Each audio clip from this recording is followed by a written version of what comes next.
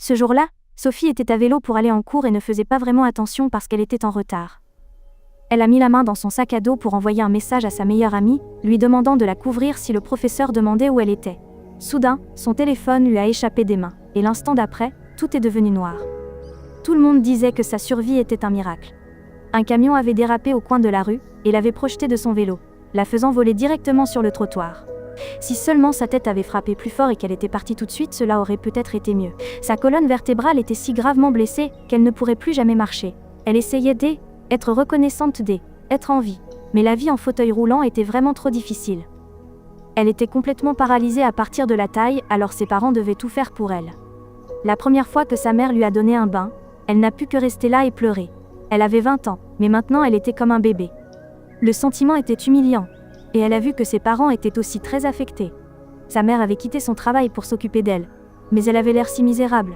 Un jour, elle n'en a plus pu, et a supplié sa mère de reprendre son travail, tandis qu'elle engagerait une aide-soignante professionnelle. Ses parents ont posté une annonce en ligne, mais il a fallu plusieurs jours pour qu'un candidat se présente. Et le seul à postuler était un jeune homme nommé Louis, sans aucune expérience. Sa mère l'a quand même embauché, car elle a dit qu'il semblait très enthousiaste à l'idée de s'occuper des autres. Sophie était furieuse. Elle ne voulait pas qu'un homme étrange l'aide à se changer et à aller aux toilettes.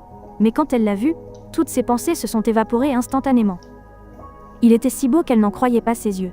Elle ne pouvait presque pas le regarder sans rougir. Elle a su tout de suite qu'il s'entendrait très bien, et qu'il lui suffirait de fermer les yeux chaque fois qu'elle aurait besoin d'aller aux toilettes. Il trouverait un moyen.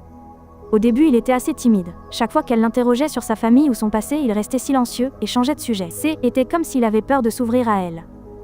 Mais plus il s'occupait d'elle, plus il devenait proche. Puis un jour, alors qu'ils étaient au parc, quelque chose s'est passé. Il avait préparé un pique-nique pour eux deux, et juste avant de s'arrêter pour manger, il s'est penché et l'a embrassée sur le front. C'était comme si le monde entier était arrêté. Elle voulait juste que ce moment dure éternellement.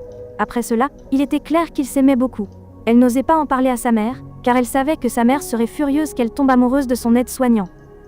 Mais ce n'était pas sa faute. Elle ne voulait pas que sa mère le licencie. Alors ils ont gardé leur secret. Tout était parfait. Chaque jour, ses parents allaient travailler, et elle passait toute la journée avec son petit ami. Ils allaient au parc tous les jours, regardaient un film une fois par semaine, et avaient même commencé à apprendre l'espagnol ensemble. Mais un jour, il a appelé pour dire qu'il était malade. Était totalement inattendu et très malvenu, car le procès devait avoir lieu dans quelques jours. Son père était avocat et insistait pour poursuivre l'affaire jusqu'au bout, car il croyait que le chauffeur du camion méritait d'être puni pour avoir failli lui ôter la vie. Sophie voulait vraiment laisser tout cela derrière elle, et passer à autre chose. Mais elle savait qu'elle ne pouvait pas contredire son père. Louis était toujours malade le jour du procès. Elle lui envoyait constamment des messages, espérant qu'il serait à ses côtés, mais il disait qu'il ne pouvait pas sortir du lit. Elle voulait lui apporter de la soupe ou quelque chose, mais il ne lui a même pas donné son adresse. Finalement, elle n'a pas eu d'autre choix que d'aller au tribunal seule, et d'espérer que tout se terminerait rapidement. Dès que le chauffeur du camion est apparu, elle a pu ressentir la colère de ses parents. Il ne semblait pas du tout se soucier de ce qu'il lui avait fait, et dès qu'il a plaidé non coupable devant le juge, son père s'est levé d'un bond et a commencé à crier. Elle était terriblement gênée, et le juge a suspendu l'audience avant son témoignage. Elle a roulé son fauteuil dehors en larmes. Tout ce qu'elle voulait à ce moment-là, était voir Louis, et elle ne s'attendait pas à ce que ce souhait soit sur le point de se réaliser. Elle est sortie prendre l'air, et elle a poussé son fauteuil si vite qu'elle a failli percuter quelqu'un. Quand elle a levé les yeux, elle a réalisé que était Louis. Elle était si heureuse qu'elle a failli éclater en sanglots. Mais il n'avait pas l'air heureux de la voir. En fait, son visage était tout rouge.